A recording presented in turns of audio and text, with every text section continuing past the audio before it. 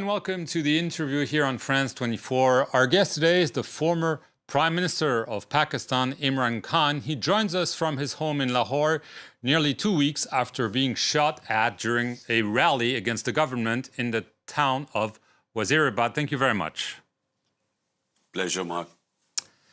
Mr. Khan, after the attack, the alleged gunman was arrested and confessed. He said that he had acted on his own and for religious reasons. But you believe the real culprits are the Prime Minister, Shehbaz Sharif, his Interior Minister, and a senior official of the Inter-Services Intelligence, the ISI. Nearly 2 weeks later, is this what you still vividly believe? Mark, look, 3.5 years I was the Prime Minister. The intelligence agencies worked under me. So I know how they operate.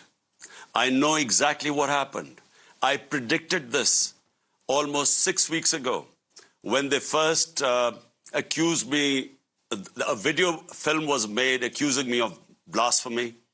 And then it was picked up by these government spokesperson, by the government-controlled television. And 6 weeks ago, I said that this was all planned to assassinate me through a religious fanatic. And the two, Prime Minister and the Interior Minister, who I named, we know their past for 30 years. Both have been involved in extrajudicial killing. Both were involved in what is called the Model Town Massacre, where they had 12 protesters shot dead and about 60 injured. So we know the past. So therefore, I know that whenever there is an independent investigation, I know the people behind this attack were these three guys, and this decoy was this supposedly religious fanatic who actually isn't a religious person because people know his background. The journalists went and exposed his background. So this was all a setup. So, you've talked about a probe. The Prime Minister, who condemned the attack, has formally requested the Chief Justice to form a judicial commission to probe the attack. This is exactly what you want, and I believe you trust that the Chief Justice will indeed go wherever he needs to go to find the truth. That's true. I have asked the Chief Justice to have an independent probe under him. We know there were two gunmen, because the decoy was this one gunman who admitted that it was for religious reasons he had shot me.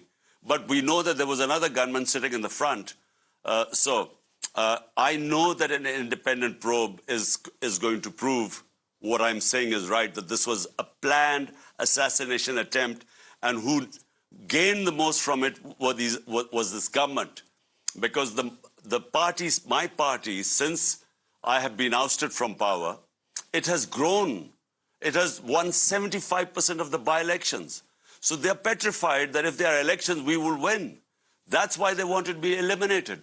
Right, but you say an independent probe would prove what you're saying. But the question is, do you believe the Chief Justice will be able to conduct such a probe, or are you saying, I don't believe, because of what you're saying regarding the government, the military, the intelligence, that might not have an interest for such an independent probe? You see, the investigating agencies are under these three people who I've named: the Interior Minister, Prime Minister, and this intelligence agency officer. So under them, there is no question of me getting what I think is a proper investigation. Therefore, I've asked the Chief Justice, and he must form his own team. And he should pick his own team from various departments, intelligence agencies, and it should work under the Chief Justice. That's the only way there is a hope of me getting justice. Mr. Khan, a few weeks before the assassination attempt against you, the chief of the ISI, in a very unusual move, spoke to reporters. He made several attacks against your behavior as Prime Minister. Now, given what happened, do you think that this was a way to threaten you, and that this means there might be further attempts on your life? Well, firstly, Mark, the press conference which the head of the ISI did was very unadvisable.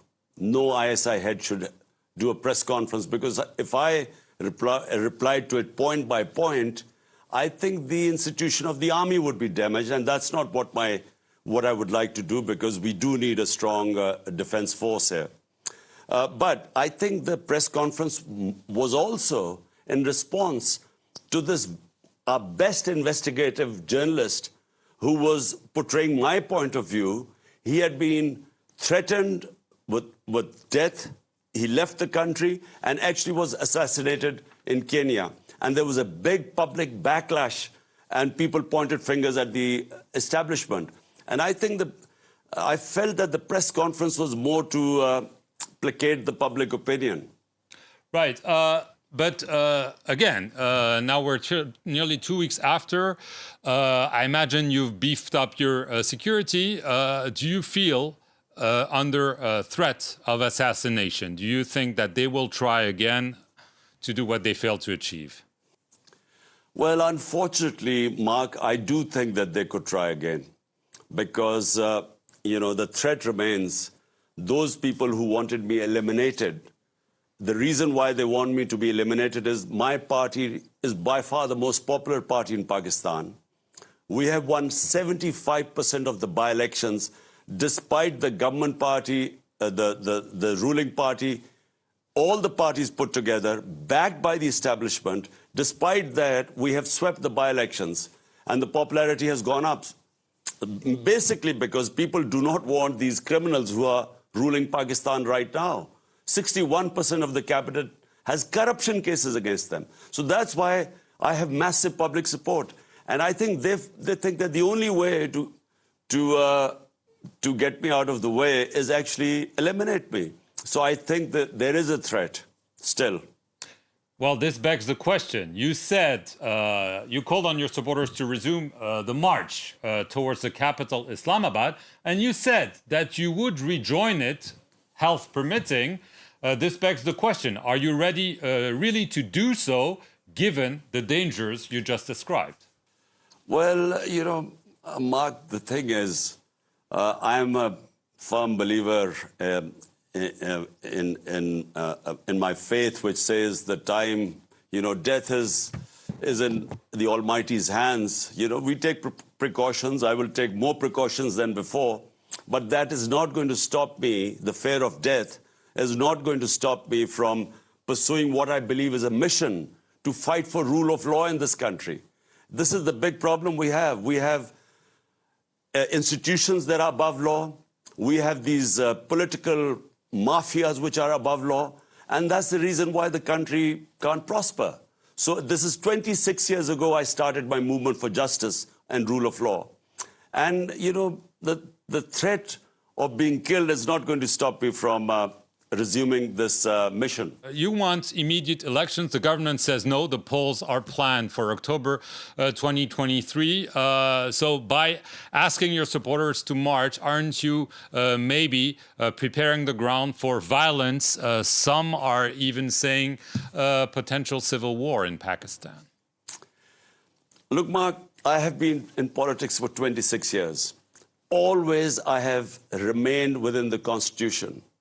The Constitution gives me my right for peaceful protest.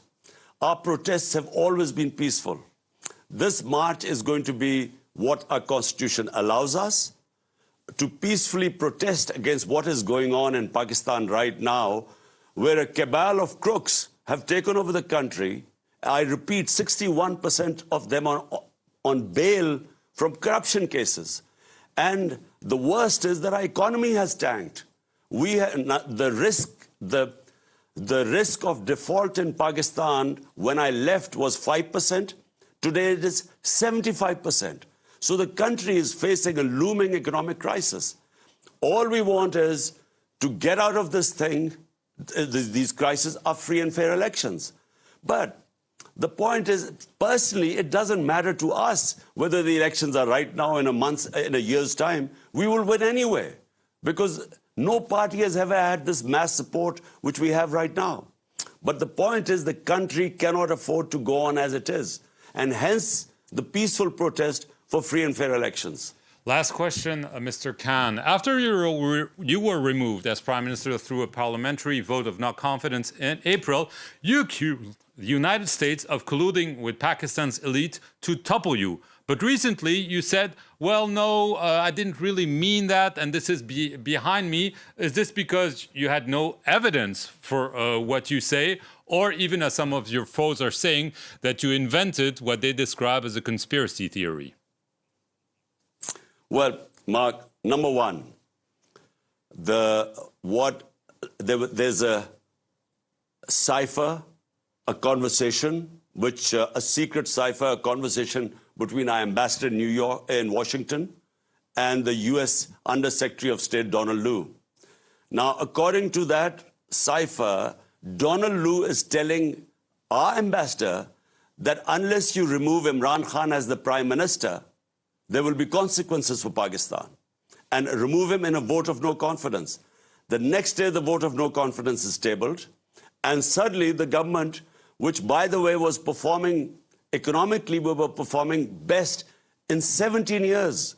We had the best 6% economic growth rate. From there, our government was toppled. Now, what I actually said was that is behind me. I should not, just because my government was toppled by the US, I should not let that get in the way for what is in the interest of people of Pakistan.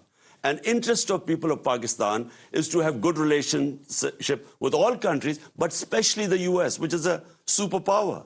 So that's exactly what I said. I never backtracked on this because the cipher exists. It was put in front of the cabinet. It was put in front of the National Security Council. It is now with the Chief Justice, where we wanted him to hold an independent inquiry. So there was no question of backtracking on that. Just as it was a question of moving on. I understand. Just as a last question, health-wise, when are you hoping to walk again? Well, Mark, I have 3 bullets taken out from my right leg. And the one that is bothering me is that one that has cracked my shin bone. And so I really can't put weight on my leg until that heals, which is about 4 weeks. Imran Khan, I want to thank you very much for appearing here on the France 24 interview from Lahore in Pakistan. Thank you very much for watching it.